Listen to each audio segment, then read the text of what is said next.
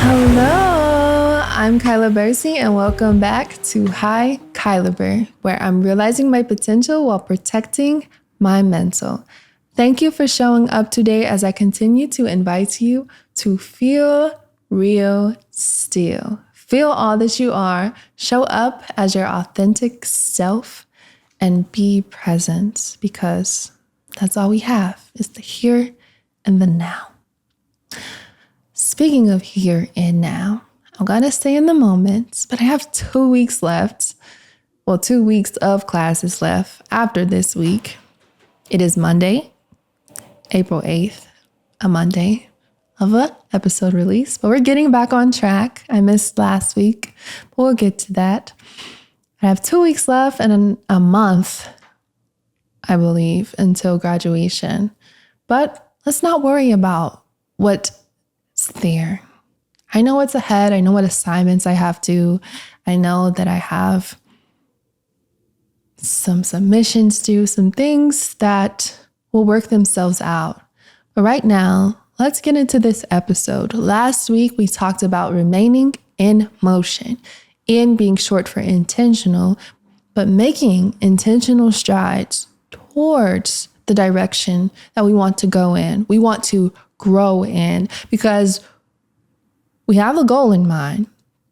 And I thought my gym routine was perfect because I didn't care how fast, how slow I ran the mile, but I fluctuated in speed at times.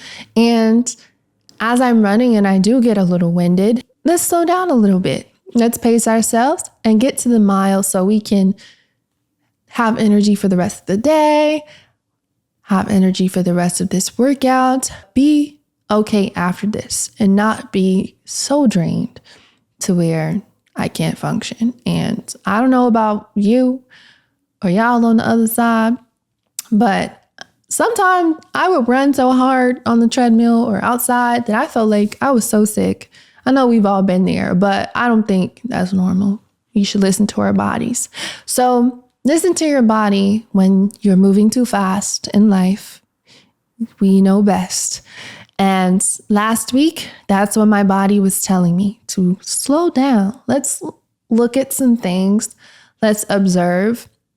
And quite honestly, I wasn't feeling like myself. I wasn't feeling peppy, as in having energy to move forward. But I kept moving. I just slowed down. And last week was the week after Easter. I went home for Easter break that weekend. Had a jam-packed time, events, activities with my family. Went to the National Museum of African American Music in Nashville for my African American music class on Monday. I just had a busy weekend and that was fun. Had to write a report about my experience there, or specifically what I learned about their focus on blues. Great. It's a must go see. And I returned to Memphis on last Tuesday at 8 a.m., right before my 8 a.m. And I had 3 classes that day, schoolwork to do after. Wednesdays, I don't have class until 6 p.m., but through all that fun over the weekend and traveling, I was just so tired. I didn't even get around to taking my senior pictures that I had planned. And thank you to the photographer. She was very understanding.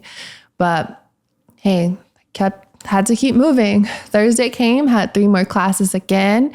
And Friday, I dedicated that to intentional time on my computer science senior seminar project, which is big part of me graduating. Computer science is my major.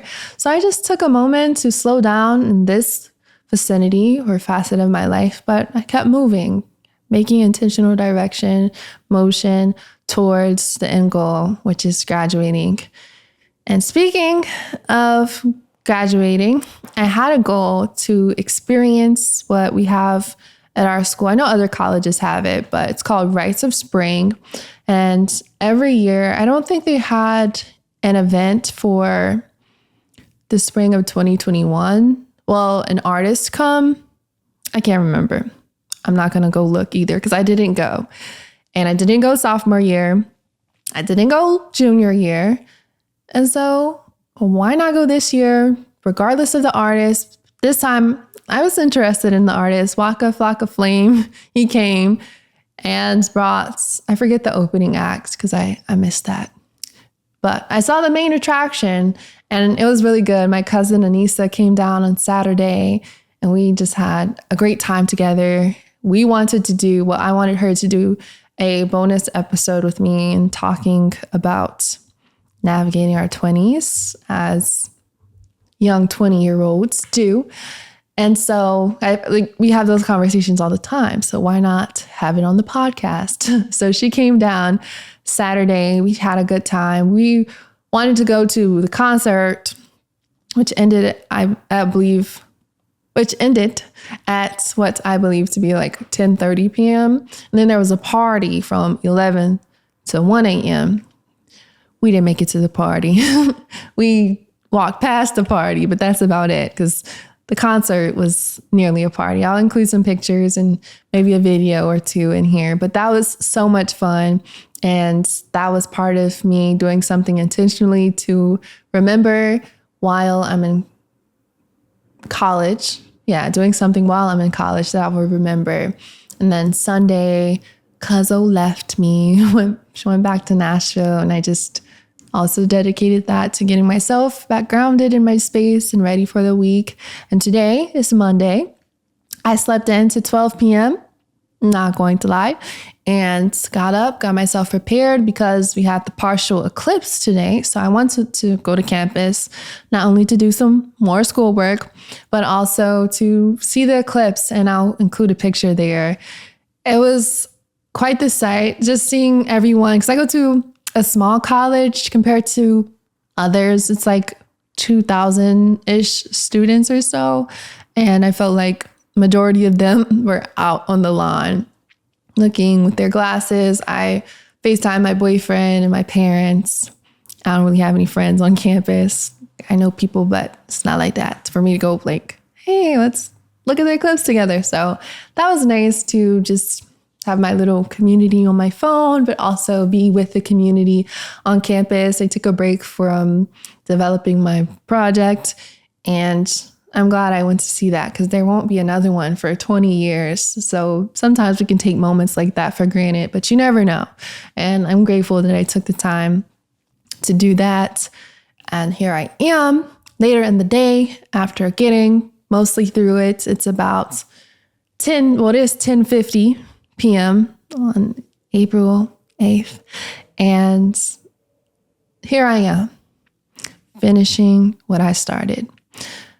Quick note about something that inspired this episode, but also this process, is the process of finishing what I started as well, and not giving up, not being worried about me not seeing the growth. Or sometimes I could, get focused on, I'm finishing school. That can be on the back burner. And in this podcast, I'm right before the end in my college semester journey.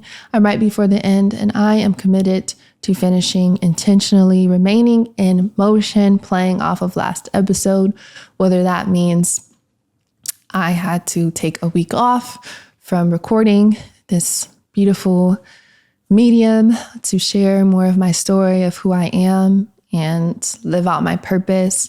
But here I am, finishing strong, and I'm showing up for you, me, my younger self, and those who will find me later on, whoever God has set out to hear this message, to connect with me, and allowing me to forget about the how everything's going to fall in line. And I notice when I stop worrying about that, everything takes care of itself. So I mentioned earlier on, about 3 episodes ago, that I was going to end the remainder of this podcast with letters, video letters to different parts of myself that I believe are still in there. The part of myself that I dedicate this episode today is 10-year-old Kyla. I go way back for this one.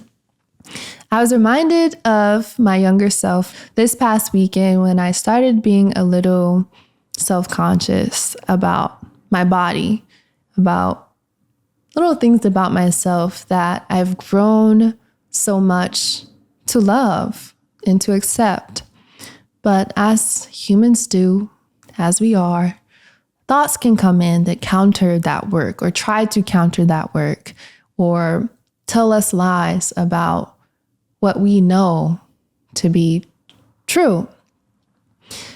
So when I was 10, that was around the time I started puberty, becoming a woman, and started observing my surroundings and what people would say, whether it's about what they deemed as beautiful, or I had judgment at the time of what I thought was beautiful based off of whatever was programming me, whether it was Disney Channel, the shows I was watching, whatever it was. But I had this in my mind, this thought in my mind that something was wrong with me, that I was not enough.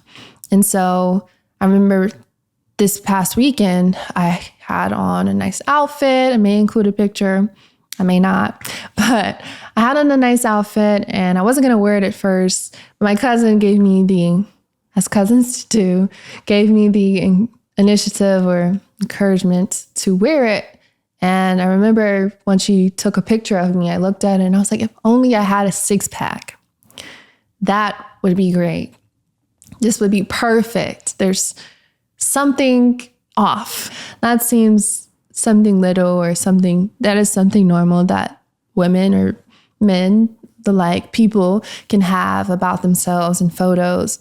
But this reminded me of the body image issues that started from when I was younger. And when I began comparing myself to others. As you can see behind me, sorry for the audio version, I make this knowing I'm looking at a camera, but I have a picture of my model comp cards, company cards. I believe that's what comp stands for, where it's kind of like your business cards for yourself as a model with your headshot, with a nice photo of you, your measurements, all that good stuff. That's old. It's from 2019. I'm no longer with that agency. And I've been hesitant to start modeling again for this reason. That's encompassed in this letter to my younger self, the anecdote from the weekend, and pointing out this image and touching on why I've hesitated to rejoin that industry or fully indulge in that industry, because when I first started modeling, I had to kind of choose between, am I going to put energy there or I'm just going to focus completely on school? And I chose to do the latter. And part of the reason why I did not want to fully indulge was because of the system at which it works. You have to be a certain size. And around the age 10, I started to develop body image issues. I wasn't necessarily chubby, but I was on the fluffier side. I was a kid. It didn't matter what my size was, but I was a kid. And I just disdained every part of myself when it came to my weight, when it came to my skin color. And that just shows how rooted colorism can be at times, because I'm not that dark. I'm what some people would consider light skin, brown skin, whatever. I'm not getting into that debate, but I'm on the lighter side. And I still thought I wasn't light enough. And I didn't like my nose because I thought it was too wide. I didn't like my hair. I've had my afro out in this series, this podcast, because of the work that I've done to accept it and love myself for it and just be myself in that way of who I am now. But I just didn't like anything about myself. And that kind of reminded me of that this past weekend. And in the modeling industry, I took a break from telling that story. But the system at which they measure your waist, they measure your hips, you have to be able to fit into sample sizes. And I know that's the industry. But given that I know that's the industry, I know myself, and I'm like, Do I want to put myself in that realm to be so self-conscious when I know I can be subjected, yeah, is that the word? That I can be self-critical at times. And even at this moment, I'm a healthy weight. And for me to think that I had to feel beautiful, if only I had a six-pack, if only something else was done to me, then that's when my beauty would unleash. And it doesn't help if I'm saying this is a letter to my younger self to say, oh, it's going to go away. These feelings are going to go away, because they haven't. But it has been a process of me, a journey of me loving and accepting myself. And if I had to say one thing to you, Kyla, I am with you. You are enough. You are beautiful. You are beautifully made in your skin, in your height. I love myself. I've accepted myself. I think that's happened through me stopping putting myself into the confines of society's beauty standards, Eurocentric beauty standards.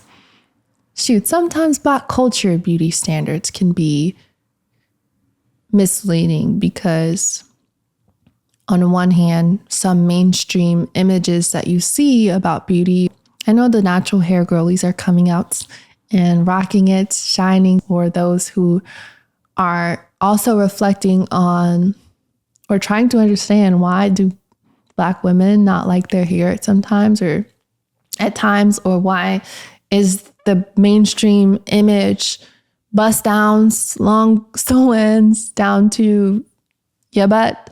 But not that those aren't cute, but still, I think it's a balance in not putting one over the other. Like, if you want to switch it up, cool, do you. But I stopped switching it up because I wasn't switching it up. I was doing that because I thought that that was what I had to do. And so when I was younger, I thought that if only I had a smaller nose or changed everything about myself, then I would be beautiful. And as those thoughts started growing up with me, until I decided that actually I am beautiful without the need to hear that from other people, without the need to be accepted by what society deems. If I am my beauty standard, then I am beautiful, because beauty is so much more than your outward appearance. It goes deep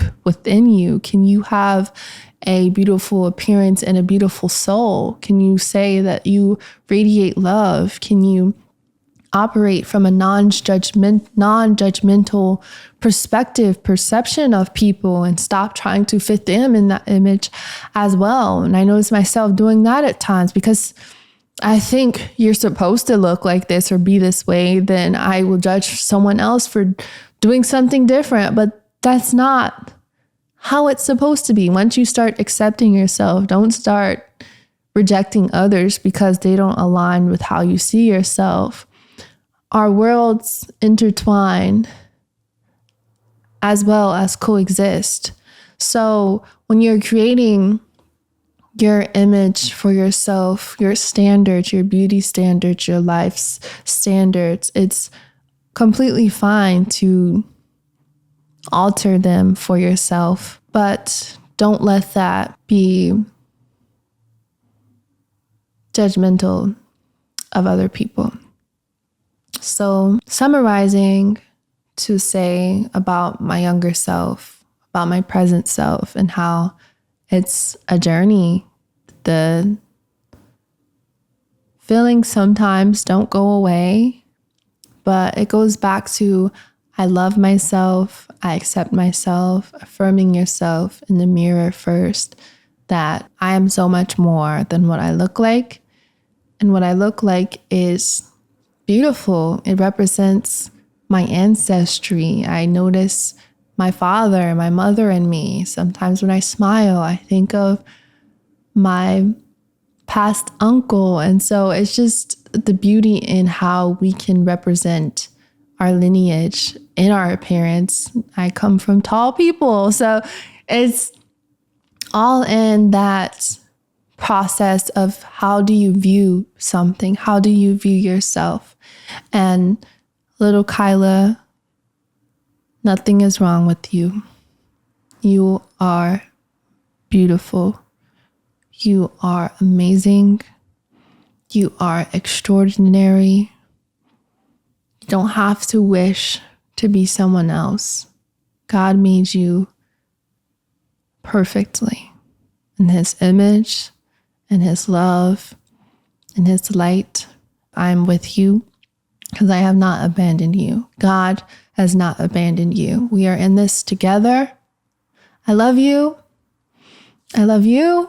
On the other side of this, listening to this, I'm going to wrap it up now as I share that little bit about myself of how I'm still a work in progress. I'm not perfect. Sometimes you hear people get on here and say, my journey to this, and then they're there and you're like, okay, well, do you still struggle with that? And I do. I do still struggle with that. And with me knowing that, that's why I would choose not to do something in modeling where I feel like my image has to be controlled or I have to hyperfixate on my weight and maybe risk dealing with symptoms of anorexia again. Like I went through that process of exercising after every meal when I was like 12, and that kind of body image issue, like I said, grew up with me. It didn't go away, but it becomes something that you can choose to give into or not. And it's not necessarily that binary, but it's because it can be more easier said than done. That's why it's a process.